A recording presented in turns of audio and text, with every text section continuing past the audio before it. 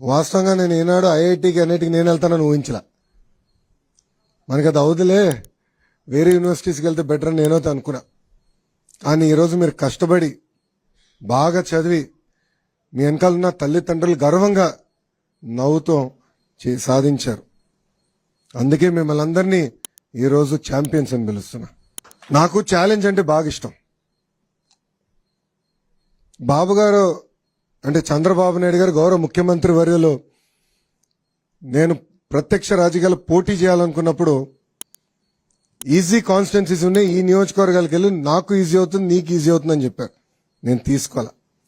ఎప్పుడు గెలవని నియోజకవర్గం నాకు ఇవ్వండి, పోటీ చేస్తా, గెలుచుకుని వస్తానని చెప్పాను. ఆనాడు ఓడిపోయా. 2019లో నేను ఓడిపోయా. 5,300 పైచిలకు ఓట్లతో ఓడిపోయా. కానీ ఓడిపోయిన రోజు దగ్గర నుంచి మన ఎన్నికలయ్యే వరకు అంటే 5 సంవత్సరాలు అక్కడనే కష్టపడ్డా, అక్కడనే పోరాడా, ఒక ఛాలెంజ్ తీసుకుని ఎట్టి పరిస్థితుల్లో మళ్ళీ గెలవాలి అన్న లక్ష్యంతో పనిచేశా. నేను విద్యాశాఖ మంత్రి అవుతున్నానని న్యూస్లో వచ్చినప్పుడు ఎంతో మంది నాకు ఫోన్ చేశారు. ఎందుకు సార్ అంత కాంప్లికేటెడ్ శాఖ, ఐటీ ఇండస్ట్రీస్ ఎన్ని ఈజీగా ఉంటాయి, మీరు అదే తీసుకోండి, ఇది మీకు కష్టమైన పని అని చెప్పారు. కానీ నేను ఒప్పుకోలా. ప్రజల జీవితంలో ఒక మార్పు తీసుకురావాలి, కష్టపడాలి, మనలాంటి యువకులు కీలకమైన శాఖలో ఉండాలి, యువత ఎదుర్కొన్న సమస్యలు నేను నేరుగా తెలుసుకునే పాదయాత్రలో అందుకే కష్టమైన శాఖ నేను తీసుకుంటాను, ఒక ఛాలెంజ్గా తీసుకుంటానని ఆనాడు నిర్ణయించా. ఇది మీ అందరికి ఎందుకు చెప్తున్నానంటే జీవితంలో మనకు అనేక పరీక్షలు పెడతాడు దేవుడు, అన్ని రకాల పరీక్షలు పెడతాడు, కానీ జయించే శక్తి కూడా మనకిస్తాడు. కలిసికట్టుగా మనందరం పోరాడితే ఎవ్రీథింగ్ ఇస్ పాసిబుల్. ఈరోజు మన ప్రభుత్వం ఒక లక్ష్యంతో పనిచేస్తుంది.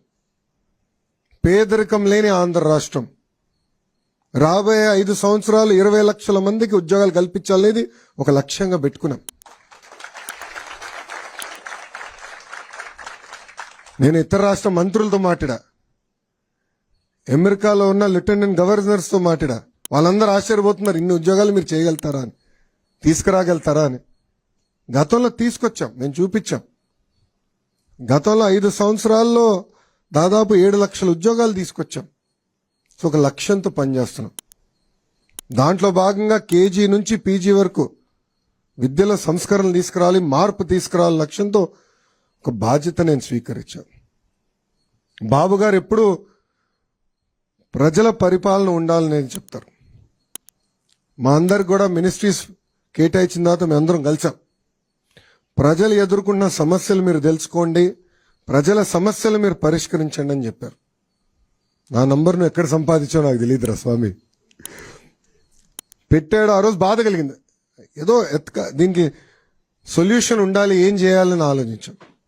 నాకు మెసేజ్ పెట్టినండి, నేను ఇమ్మీడియట్గా నా ఓఎస్డీ గారు చెప్పా, శశి సార్ని లేపాను, ఎటోగా సొల్యూషన్ ఎతకాలి. అప్పుడు నిధి గారు ఏకంగా జేఈతో డైరెక్ట్గా మాట్లాడి ఏం చేయాలి, పరిష్కారం మార్గం ఏంటని ఎత్తుకాను. 2-3 సార్లు మీతో మాట్లాడడం కూడా, ఏంటి వాట్ ఈస్ ద సొల్యూషన్ అని. సో మన అందరిలో ఆ శక్తి ఉంది. సో ఈ ప్రభుత్వంలో చాలా స్పష్టంగా ప్రజలకు కావాల్సిన ప్రభుత్వం, ప్రజలకి జవాబుదారీతనం ఉండాలి, అందుబాటులో ఉండాలి.